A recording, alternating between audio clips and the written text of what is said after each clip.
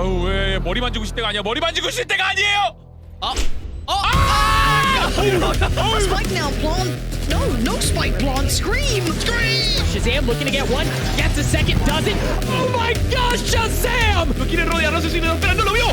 ¡No lo vio! No. ¡Es muy largo! ¡No, tampoco! ¿Qué? No, por favor.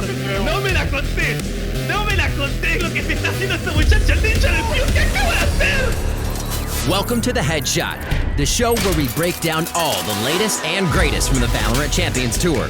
Let's start things off with a look at some of the best plays from the past week of Challengers events. Even more, but there is a play towards the back of side. He isolates one. Seekers go out, looks to the right, gets him. Zipper, he gets another. He gets another. Scream now has to reposition. He finds the 4.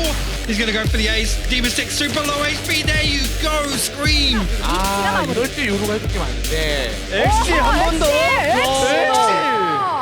A ver, si se logra encontrar con esto, lo termina viendo Tex. No, encuentra la primera base, que encuentra la segunda, la triple, la tercera. Y la toma de para buscar la cuarta. เอาแล้วนี่โอ้โหต้องมาเลนแดชเข้ามาแล้วติดแปดด้วยพร้อมกับดับเบิลคิวไปเลยครับแล้วก็ทริปเปิลคิวครับหัวทั้งนัดครับผมโอ้โหวิ่งกลับเฮ้ย Sentinels have fully committed here with 10 seconds left. They've got to go big, but Steve! Oh, gets 3, double 4. LG take Icebox.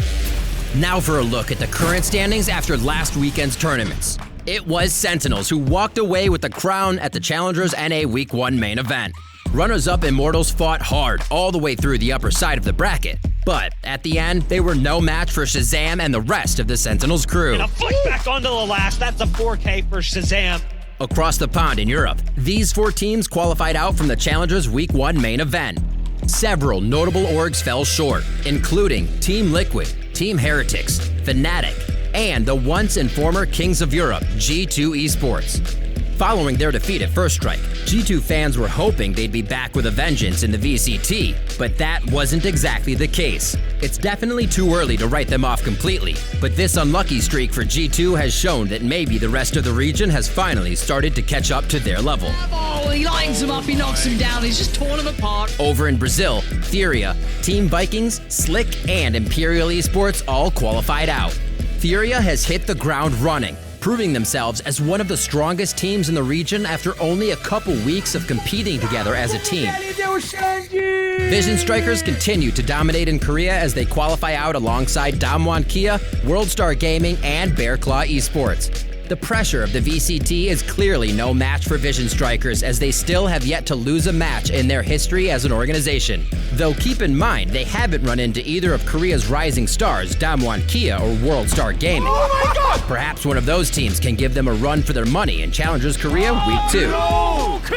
Open qualifiers also took place in Latin America. Here's the teams that qualified from each region for the main event. Ya solo queda uno. Único de dos parecía que tiene la desventaja, pero se termina presionando a Versa, tiró la cabeza. Southeast Asia also wrapped up their Challengers Week 1 main events with these teams coming out on top. X10 Esports in Thailand, Bren Esports in the Philippines, Reality Rift in Malaysia, Singapore, Boom Esports in Indonesia, and Only One Word in Hong Kong, Taiwan. Now let's check in on a few members from our first class. First up, we've got Jinny from Thailand. Jinny's team, Foxy Oraikadai, was formerly known as Attack All Around. They've consistently been one of the top performing squads in Southeast Asia since the early days of Valorant. Jinny's Omen play is the backbone of her team, providing constant teamfight support with her smokes and blinds. She did exactly that over the weekend, helping guide Foxy to a second place finish at the Challengers Week 1 main event. They put on a dominant performance all the way up to the grand finals, where they ultimately fell to X10 Esports. Keep an eye out for Jinny and her crew as they battle for revenge in the next Challengers event. Over in Korea, fellow first-class member RB led his team Vision Strikers through another undefeated week of play as they qualified out of their group in first place. Who will be our ones to watch this week?